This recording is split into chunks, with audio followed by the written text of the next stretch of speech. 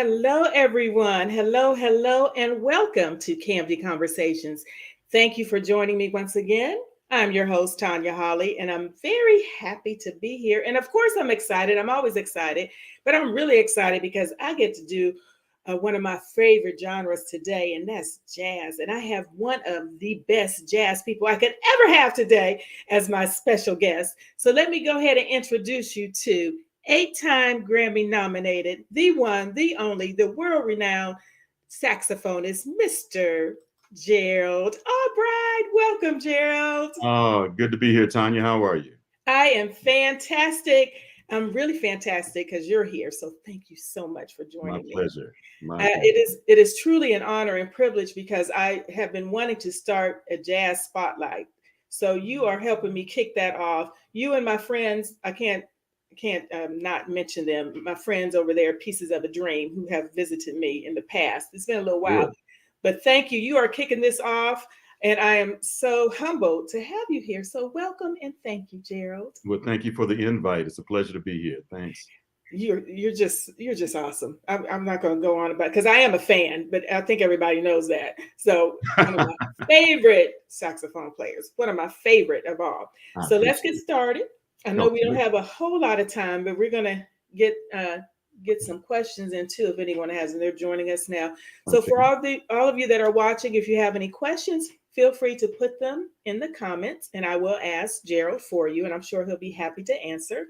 We don't have a lot of time this evening, so get them in there fast. And if you have not subscribed, be sure to subscribe to the KMD group so you can continue to watch all of our shows. So Gerald, let's go ahead and kick it off. I always like to start at the beginning. How long have you been doing this world of music? Well, professionally, since 1979, as a recording artist since 1987, but I've had some kind of instrument in my hands or in my mouth since I was 8 or 9 years old. So music has been a huge part of my life, and we're still at it. We're still at it. Wonderful. That's a long time. 8 or 9. Yeah. So, Gerald, tell me, how many instruments do you actually play? And tell me when you first started, was it the saxophone? It So was actually piano. Growing up in a small black family in Watts, California, we had an upright piano in our den, and my mom and dad felt it was smart to get a private teacher and start me on piano lessons. And I absolutely hated it. At okay. the age of 8 years old, I absolutely hated it. I wanted to go outside and play sports and Yes. be with my friends in the neighborhood instead of, learning the C scale for an hour, So I never was prepared for my lessons from week to week. My teacher was named George Turpo. And after about 2 or 3 sessions, he talked to my parents and said, look, we need to put him on another instrument. And he happened to have an old saxophone in his garage that he used to play in the Army band back in the day. Mm-hmm. And so unannounced at the next private lesson, he brought the sax to the house and he said, Gerald, we're going to do something different today. And he opens up the case and, puts the horn together for me. And he gave me a brand new reed. He said, lick this reed. And I said, oh, okay. You didn't know what that was. I didn't know what it was, but I followed his instructions. And so I licked the reed and we put it on the mouthpiece and put it all together. And that's when I made my first squeak. And I've been squeaking ever since. And it's a good sounding squeak, I might add. Right. Thank you very much. Thank you. But question for you, Gerald, what made him pick the saxophone? They said no to the piano because obviously that wasn't keeping your interest. Right. I think at that age, I think he thought that it would be more interesting, for sax because it was something I could blow through. It had these cool little keys that you could, press. It was like a toy to me, so I had more interest. And then I found out I had an inclination to play it. I learned it very fast because I was so passionate about it and very interested in the instrument. So I owe that turn of the corner to George Turpo. He's the one that literally put the sax in my hand, and that's where all of it started. Wonderful. Well, we thank him too. Now, did you actually learn how to play the piano, or you never got that far with it, or you do know how to play? No, I learned some scales, but I didn't get deep with it. The irony is that that's pretty much the first thing I touch now in my recording studio when I get ready to compose or That's produce funny. songs. So, everything goes full circle. I had to, at some point, at least learn chords and kind of get around on the piano, but I'm not a virtuoso by any means. Okay. But enough to, put songs together and all. So So it did pay off. it did. It did. Absolutely. Yes. And are there any other instruments? I believe, is the bass one of them as well? Yes. I started playing bass in college. I was inspired by Louis Johnson from the Brothers Johnson. I went to a Brothers Johnson concert in San Bernardino, California, which was right down from where I went to school at the University of Redlands. And Louis came out front and center and did this incredible bass solo, and my mouth just dropped. And I said, I got to learn this instrument. Wow. So long story short, I borrowed a bass guitar from a friend of mine on campus, and I sat in my dorm room and kind of taught myself how to get around on it and play scales. And then over time, it became an integral part of my arsenal. And now I'm playing on all of my records, play bass guitar on all the tracks. And I've had the pleasure to play bass with Anita Baker and Philip Bailey and several other people, and a host of recording sessions as well. So it's been a lot of fun to be on the bottom of the song playing bass. Yes, I love the bass too. But I have to say, sax is my favorite instrument. I'm just saying. I played the flute for a minute, but I always loved the sax. Yeah, I also play flute.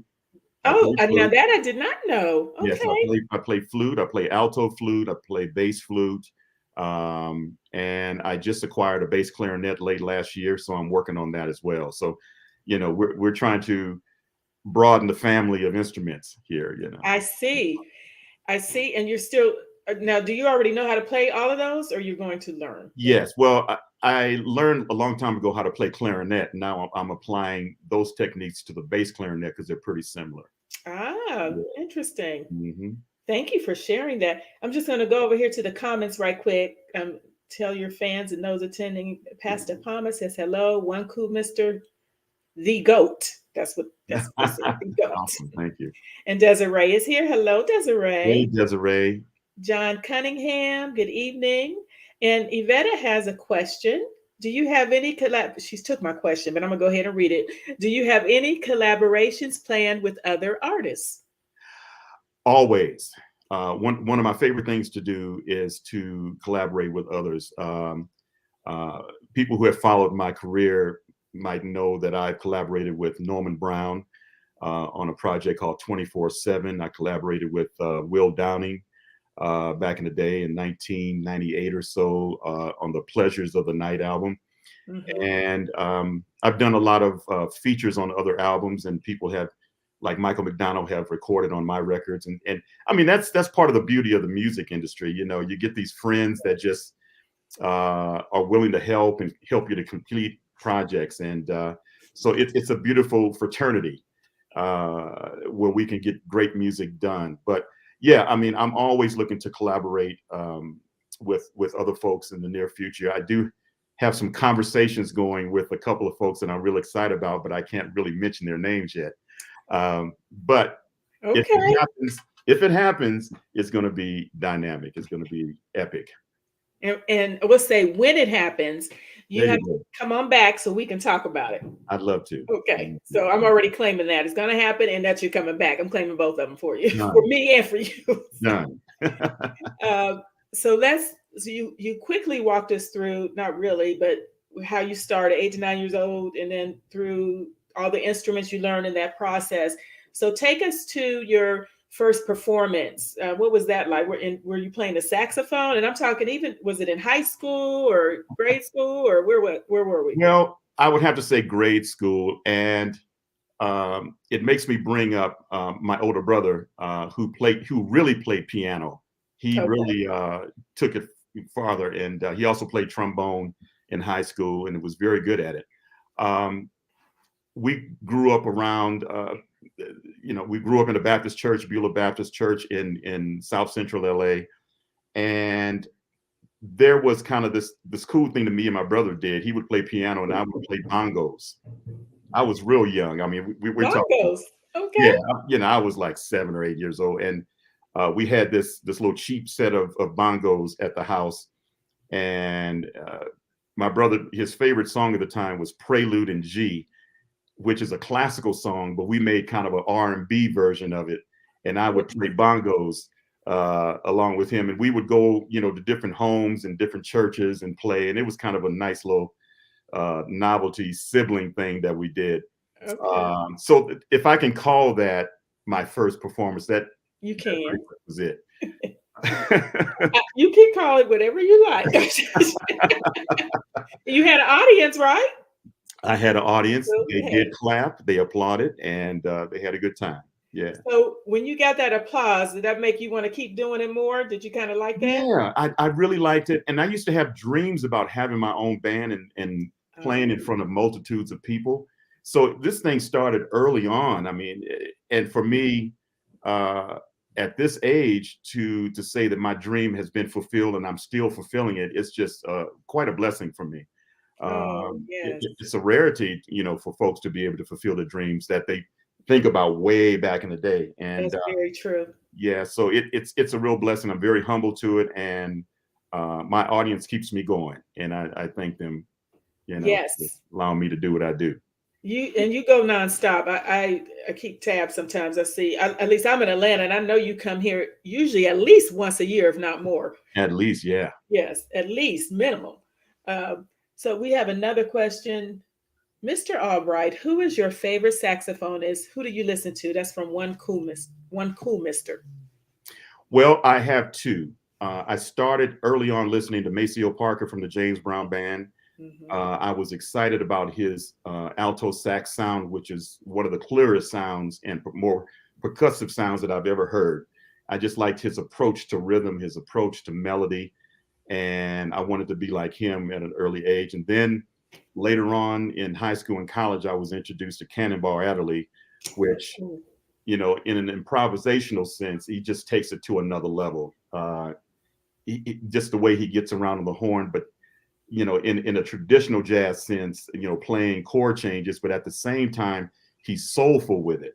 It's not just like a technical presentation. He actually has a really cool, soulful conversation, you know, when he's playing like up-tempo changes and things like that. So I really admire that. So if I had to describe my sound, it would be a blend between those two icons, and then I sprinkle a little seasoning of Gerald in there somewhere. Okay.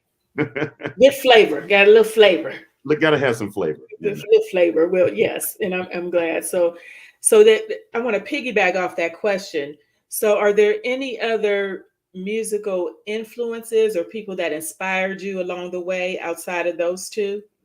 Oh, absolutely. And they didn't necessarily have to be sax players. I mean, people like Quincy Jones, Earth, Wind and Fire, all the big bands of R&B, Earth, Wind and Fire, the Isley Brothers, Brass Construction, Cameo. You know, it was just back in the 70s and 80s. The funk sound was just so heavy and so impressive.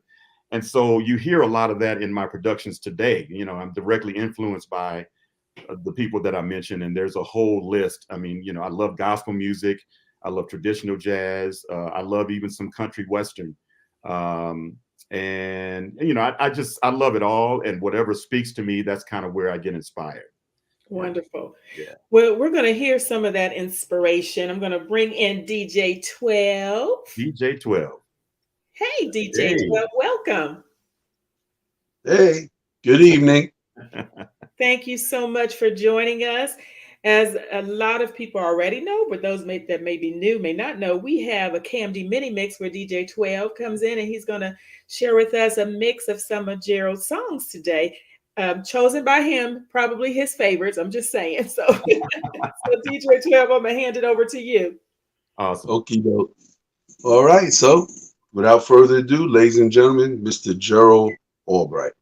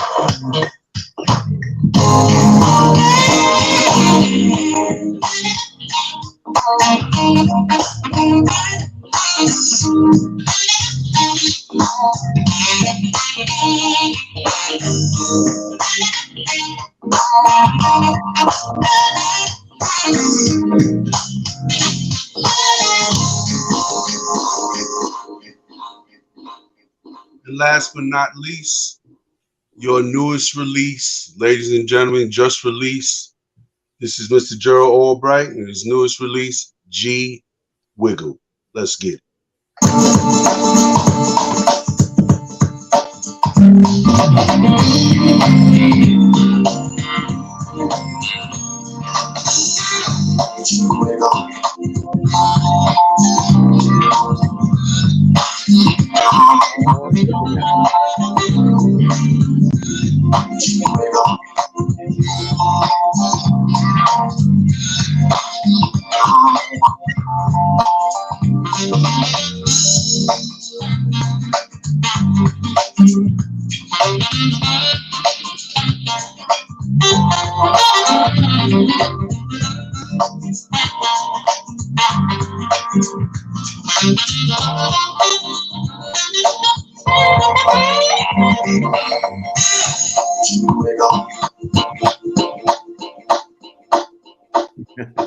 Teasing us. I always want to hear it all.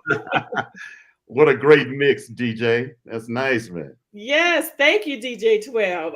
I just want to hear more. It teased us. It truly did. But thank you, DJ 12. Appreciate that. You're welcome. You took me back. Thank you. Yes, I appreciate the opportunity.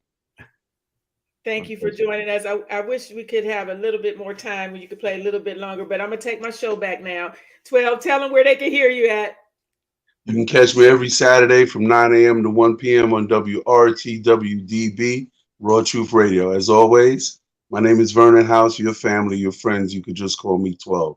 I'm out of here. Peace. All right. Thanks, All right, 12. take See care, you brother. next time. All right. Hey, I like that new song, Gerald. Let's talk Thank you, about it. Tony. Thank you. G Wiggle. Tell Yes, us where that name come from. it's a direct inspiration from my 2-year-old grandson. He literally 2 days ago turned 2 years old.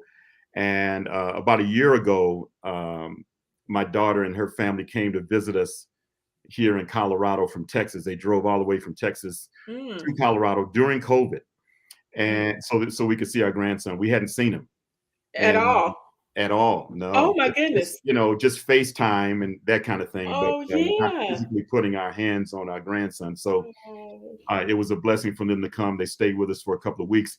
And being that Gavin, my grandson, is an early riser and I'm an early riser, I would be the one to feed him breakfast in the morning. It'd just be him and me at the breakfast table, right? I love it. Yes. And so his thing was cereal and blueberries. Still is. I don't know what it is about blueberries, but he loves blueberries. That's good.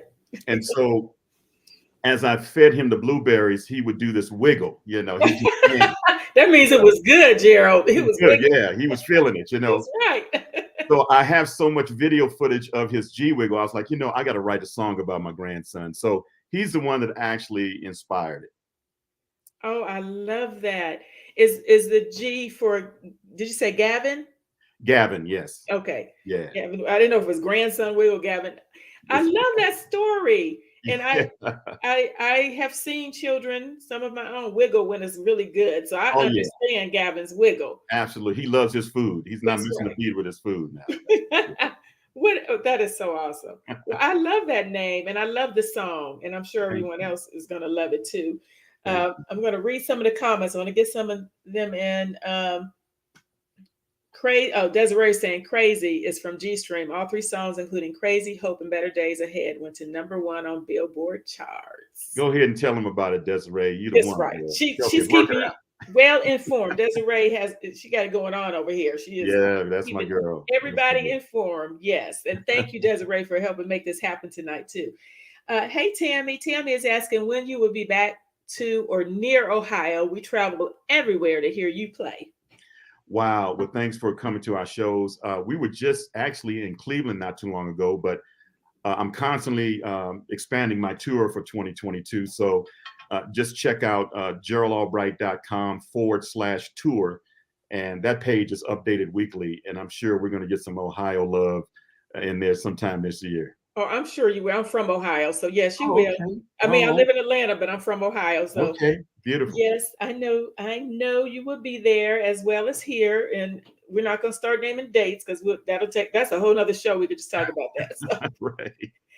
Let me ask you, make sure I have all the questions here. Okay. So let me get just maybe one more question because it's almost time. And actually, it's a game I like to play. We'll just play it for the next minute because we only have about a minute or 2 left. Okay. And what this game is, Gerald, is I'm going to say a name of an artist. And I want you to tell me the first thing that comes to mind. Okay. Okay. And you'll know the artist. Okay. All right. Peebo Bryson. Balladeer. Ah. Perfect. Ella Fitzgerald. The greatest scatter in the world. I love Ella. Okay. I'm loving this. Donny Hathaway. One of the richest voices in history and a great songwriter. And his daughter ain't bad either, Layla. No, she ain't bad, is she? She ain't bad either, yeah. Okay. Well, I mentioned them already, but I said Pieces of a Dream. A great group, been together forever, 30 plus years, dear friends of mine, just a talent. I love those guys. I just did a show with them a few weeks back. Beautiful. Yes, I think I saw the advertisement for that. Najee. Another great friend, a great saxophonist, great flautist, brother with a great spirit. I've known him forever, and it's just nice to have that wonderful relationship and a mutual admiration with Najee. I love what he does. Yes, he's another one of my favorites. The two of you are right there for me. Luther Vandross, last one. I just get a whistle. Yeah, wow. Well, my very first single ever was a cover by Luther. So amazing. So that shows you how much of a fan I am of Luther. He is, God rest his soul, he's a modern day Nat King Cole. His voice is so rich. And it's just so much joy in his voice. I never get tired of it. Every time I hear it, I just go, okay, that's real singing. Absolutely. Yeah. And unfortunately, I'm out of time, Gerald. You have to come back because I know you didn't have a lot of time this evening, so we want you to come back, and we'll continue. Only as a few of my questions. We didn't even get to half of them. So, but it was such an easy and enjoyable conversation. I have one request for you before you leave, and that is, this is the first that my mother watches my shows all the time. And when I told her I was having Gerald Albright, I never heard so much excitement and enthusiasm in her voice. She's like, "Ooh." I said, okay. So if you could give a shout out to Lenora Jefferson, that's my mom. Mama Lenora, I love you. Thanks for being a big fan and supporting my music. You have one heck of a daughter right there. Congratulations. Oh, thank you, Gerald. That you just made her night. I already know. So, Gerald, thank you so much for joining me. It was a pleasure. If you don't mind, I know Desiree has the information probably in the comments, but if you could tell everybody where they could find out your tour dates, your website, and your social media access.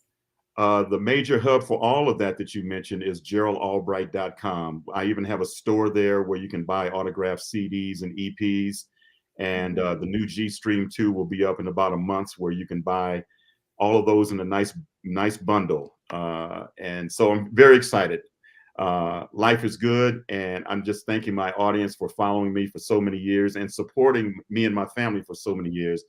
And I thank you, Tanya, for what you do for all of us artists in this wonderful music industry of ours. Thank you for all that you do. Oh, and thank you, Gerald. It's truly my pleasure. Everybody, please support Gerald, support his music. Go to his website, purchase his product, his music, and go see him in concert. If you haven't, you are in for a treat. If you have, you already know. Just go on back. So, Gerald, please come back and see us soon. Thank you so much for your time and your talent and for sharing it with us all of these years. My absolute pleasure. Thank you, Tanya. Have a great evening, everybody. We'll see you next time on KAMDI Konversations. Bye-bye.